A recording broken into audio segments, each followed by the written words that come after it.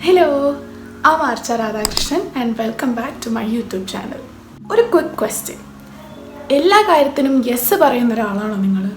അല്ലെങ്കിൽ മറ്റുള്ളവരുടെ സന്തോഷത്തിന് നമ്മുടെ സ്വന്തം സന്തോഷത്തിനെയും കാട്ടി വില കൊടുക്കുന്ന ഒരാളാണോ? സോ ഈ ക്വസ്റ്റ്യൻസിൻ്റെയൊക്കെ ആൻസർ യെസ് ആണെന്നുണ്ടെങ്കിൽ you might be a people pleaser. So this video is about how to stop being a people pleaser and put yourself first. നിങ്ങൾ ഈ എല്ലാ കാര്യത്തിനും യെസ് പറയുന്നത് ചിലപ്പോൾ ചില വഴക്കുകൾ ഒഴിവാക്കാൻ വേണ്ടിയിട്ടായിരിക്കാം, അല്ലെങ്കിൽ എല്ലാവർക്കും നമ്മളെ ഇഷ്ടപ്പെടാൻ വേണ്ടിയിട്ടായിരിക്കാം. പക്ഷെ ഒരു സമയം കഴിഞ്ഞാൽ ഈ ഒരു സ്വഭാവം നമ്മുടെ മെൻ്റൽ ഹെൽത്തിനെ എങ്ങനെയൊക്കെ അഫക്റ്റ് ചെയ്യുമെന്നറിയോ? നമ്മുടെ ഹാപ്പിനെസ്സിനെ ആണെങ്കിലും നമ്മുടെ ഡ്രീംസിനെ ആണെങ്കിലും നമ്മുടെ ഒപ്പീനിയൻസിനെ ആണെങ്കിലും ഈ ഒരു സ്വഭാവം ഭയങ്കര വലുതായിട്ട് അഫക്റ്റ് ചെയ്യുന്നുണ്ട്. You give so much of yourself to others that you might end up not taking care of yourself. Feels like you are pouring from an empty cup. എല്ലാ കാര്യത്തിനും സമ്മതിച്ചു കൊടുക്കുക, നമ്മുടേതായിട്ടൊരു ഒപ്പീനിയൻസ് പറയാണ്ടിരിക്കാം, ഇതൊക്കെ കുറച്ച് നാളത്തേക്ക് ഓക്കെയാണ്. പക്ഷെ ഒരു ലോങ് റണ്ണിൽ അത് നമ്മുടെ ഡ്രീംസിനെ അഫക്റ്റ് ചെയ്യാം, നമ്മൾ ഭയങ്കര ഫ്രസ്ട്രേറ്റഡ് ആക്കാം, നമ്മളുടെ ഇഷ്ടമുള്ള കാര്യങ്ങളൊന്നും നമുക്ക് ചെയ്യാൻ പറ്റാതെ ആയിക്കാം. ഇതെല്ലാം കൊണ്ട് തന്നെ കുറേ പ്രശ്നങ്ങളുണ്ട്. എല്ലാവരോടും യെസ് പറയുന്ന ഒരാൾക്ക് സ്വന്തം ഒരു കാര്യം വരുമ്പോൾ യെസ് പറയാൻ പറ്റിയില്ലെങ്കിൽ എന്താ ചെയ്യുക? Here's the good news. You can learn to say no without feeling guilty. And the best part, you don't have to sacrifice your peace and your happiness to make others happy. First things first. നമ്മളൊരു people pleaser ആണോ എന്ന് എങ്ങനെ കണ്ടുപിടിക്കുക? അതിന് 4 കാര്യങ്ങൾ പറഞ്ഞുതരാം. ഇതിൻ്റെ answer എല്ലാത്തിനും യെസ് ആണെന്നുണ്ടെങ്കിൽ you might be are people pleaser. So first thing, നമ്മൾ എല്ലാ കാര്യത്തിനും യെസ് പറയും. നമുക്കത് ചെയ്യണമെന്ന് ആഗ്രഹമൊന്നും കാണില്ല, ബട്ട് സ്റ്റിൽ യെസ് പറയും. രണ്ടാമത്തെ കാര്യം, നമ്മുടെ ഫീലിങ്സ് നമ്മൾ പറയാതിരിക്കും. അതൊരു കോൺഫ്ലിക്റ്റ്, ഒരു വഴക്കിലേക്ക് പോകാണ്ടിരിക്കാൻ വേണ്ടി നമ്മുടെ ഒപ്പീനിയൻസ് അല്ലെങ്കിൽ നമ്മുടെ ഫീലിങ്സ് നമ്മൾ പറയാതിരിക്കും. ആൻഡ് തേർഡ്, നമ്മൾ എന്ത് കാര്യം ചെയ്താലും മറ്റുള്ളവരുടെ അപ്രൂവൽ, ഒരു വാലിഡേഷന് വേണ്ടിയിട്ട് വെയിറ്റ് ചെയ്യും. അവരുടെ ഒരു അപ്രൂവൽ കിട്ടാണ്ട് നമ്മളത് പ്രൊസീഡ് ചെയ്യാൻ ശ്രമിക്കില്ല. ആൻഡ് നമ്പർ 4, മറ്റുള്ളവരുടെ ഇമോഷൻസിന് നമ്മൾ തന്നെ സ്വന്തമായിട്ട് റെസ്പോൺസിബിലിറ്റി ഏറ്റെടുക്കും. അവർക്ക് സങ്കടം വന്നത് നമ്മൾ എന്തോ ചെയ്തത് കൊണ്ടാണെന്നുള്ളൊരു കോൺസ്റ്റൻറ്റ് ഫീലിംഗ് ഉണ്ടായിരിക്കും. സോ ഈ 4 എണ്ണത്തിനും നിങ്ങളുടെ ആൻസർ യെസ് ആണെന്നുണ്ടെങ്കിൽ ഒരു 90% ചാൻസും നിങ്ങളൊരു പീപ്പിൾ പ്ലീസർ ആവാനാണ്.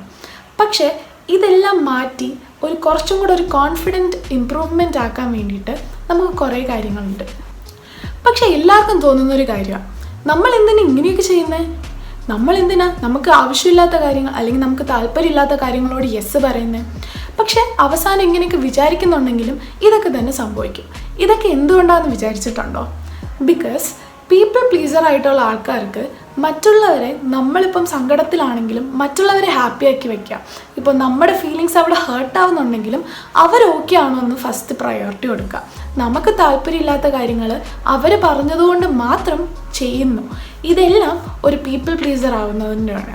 അതുപോലെ തന്നെ പീപ്പിൾ പ്ലീസർ ആയതുകൊണ്ട് തന്നെ മറ്റുള്ളവരെല്ലാവരും നമ്മളെ തന്നെ സ്നേഹിക്കണം, അല്ലെങ്കിൽ നമ്മളിപ്പം നമുക്കിഷ്ടമുള്ള കാര്യങ്ങൾ എന്തെങ്കിലും ചെയ്താൽ അവർക്ക് നമ്മളോടുള്ള ഇഷ്ടം കുറയുമോ എന്നൊക്കെയുള്ളൊരു ഒരു ആങ്സൈറ്റി, അതൊക്കെ കൊണ്ടാണ് നമ്മൾ എല്ലാത്തിനും യെസ് പറയുന്നത്, നമുക്ക് താല്പര്യമില്ലെങ്കിൽ കൂടി എല്ലാത്തിനും സമ്മതിച്ചു കൊടുക്കുന്നത്.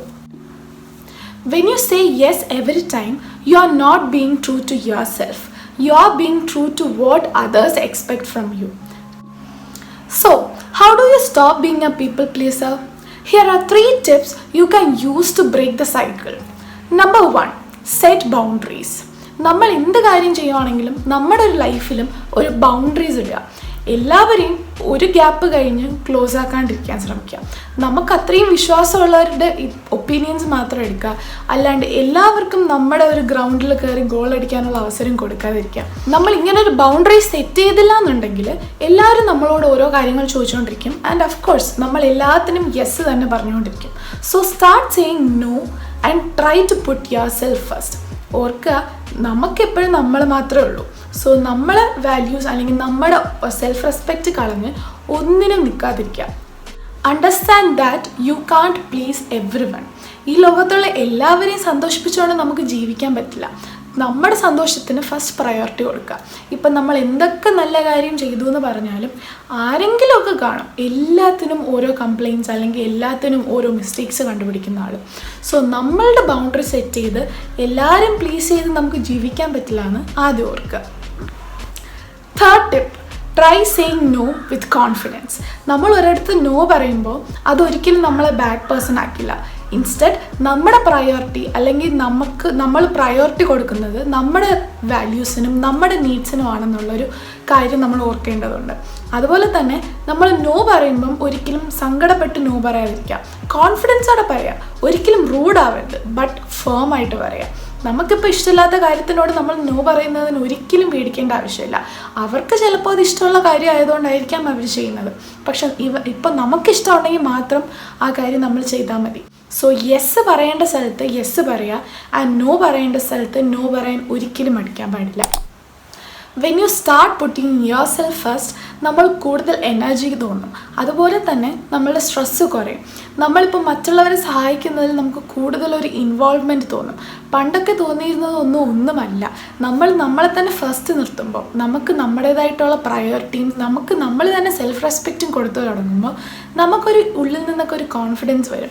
ഈ കോൺഫിഡൻസ് ആയിരിക്കും നമ്മൾ മുന്നോട്ട് പോകാൻ ഹെൽപ്പ് ചെയ്യും. ഒരു കാര്യം ആലോചിക്കുക, നമ്മൾ യെസ് പറയുന്നതും നോ പറയുന്നതും നമ്മുടെ സിറ്റുവേഷൻസ് അനുസരിച്ചിരിക്കും. യെസ് പറയേണ്ട സ്ഥലത്ത് യെസ് പറയുക, നോ പറയേണ്ട സ്ഥലത്ത് നോ പറയുക. മറ്റുള്ളവരുടെ ഇഷ്ടത്തിന് വേണ്ടി ജീവിക്കാനുള്ളതല്ല നമ്മുടെ ജീവിതം. നമ്മുടെ ഫീലിങ്സിനും നമ്മുടെ വാല്യൂസിനും നമ്മുടെ നീഡ്സിനും എല്ലാത്തിനും ഒരു പ്രയോറിറ്റി കൊടുത്ത് നമ്മളോട് തന്നെ നമ്മൾ ആദ്യം ട്രൂ ആയിട്ട് നിൽക്കുക. എന്നാലേ മറ്റുള്ളവർക്ക് വേണ്ടി എന്തെങ്കിലും നമുക്ക് ചെയ്യാൻ കഴിയുള്ളൂ. സോ ഒരിക്കലും നോ പറഞ്ഞു എന്ന് വിചാരിച്ച് നിങ്ങൾ ഒരിക്കലും ബാഡ് പേഴ്സൺ ആവുന്നില്ല. അതുപോലെ തന്നെ എല്ലായിടത്തും യെസ് പറഞ്ഞെന്ന് പറഞ്ഞ് നിങ്ങൾ ഒരിക്കലും ഗുഡ് പേഴ്സണും ആവുന്നില്ല. നമ്മുടേതായിട്ടുള്ള ഒപ്പീനിയൻസ് നമ്മൾ പുറത്ത് കൊണ്ടുവരുമ്പോഴാണ് എല്ലാവർക്കും നമ്മളോട് തന്നെ ഒരു റെസ്പെക്റ്റ് തോന്നുന്നത്. സോ ഒരിക്കലും സെൽഫ് റെസ്പെക്റ്റ് കളഞ്ഞ് ഒരു സിറ്റുവേഷനിൽ നിൽക്കാതിരിക്കാൻ ശ്രമിക്കുക. നമ്മുടെ സെൽഫ് റെസ്പെക്റ്റിനും നമ്മുടെ ഇമോഷൻസിനും നമ്മുടെ ഇൻറ്റ്യൂഷൻസിനും ഏറ്റവും ഹയസ്റ്റ് വാല്യൂ കൊടുത്ത് നിൽക്കുക. സോ ഈ വീഡിയോ നിങ്ങൾക്ക് ഹെൽപ്ഫുൾ ആയിട്ട് തോന്നിയിട്ടുണ്ടെങ്കിൽ please do subscribe and hit the like button. And so bye and see you in the next video.